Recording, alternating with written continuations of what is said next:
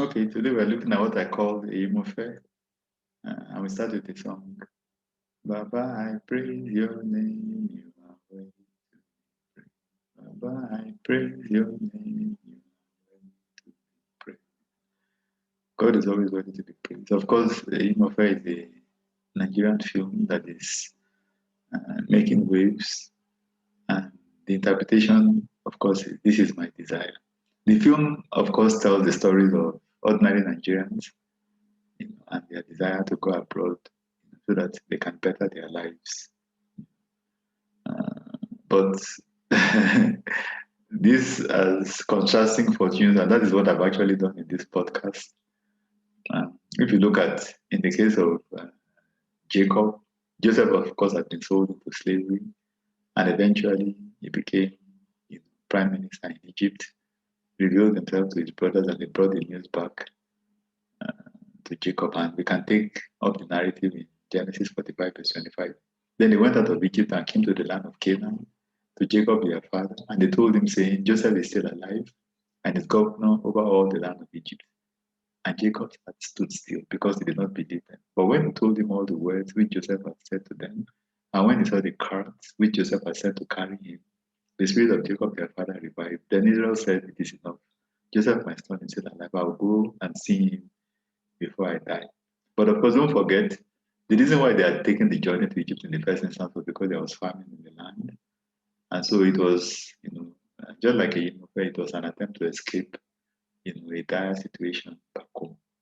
But the other story is also still about Israel, uh, but a different family now. Ruth chapter 1 verse 1. Now it came to pass in the days when the judges ruled that there was famine in the land, and a certain man of Bethlehem, Judah, went to dwell in the country of Moab.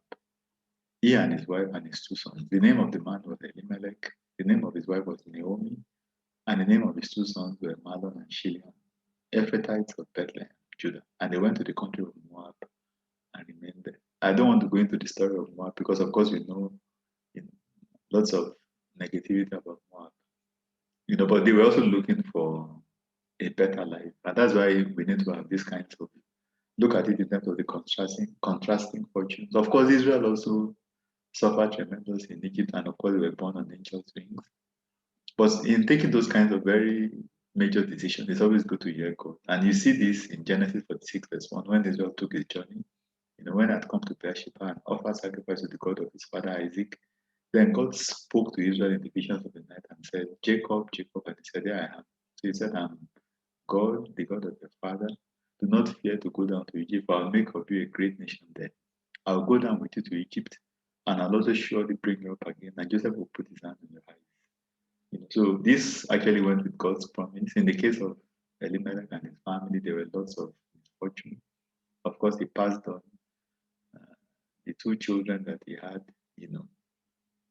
also passed on. And Naomi, you know, would have virtually returned empty-handed if not that Ruth insisted on, returning with her back to Israel. And of course, we know this is where the lineage of the Messiah came from. So all things still work together for good, but it's always good to hear God when we take these kinds of major decisions. And that's why in Ruth chapter 1, verse 20, when the kinsmen and the people of the inhabitants of the land that had departed to go to Moab saw him, she said to them, Do not call me Naomi, call me Mara, for the Almighty has dealt very bitterly with me.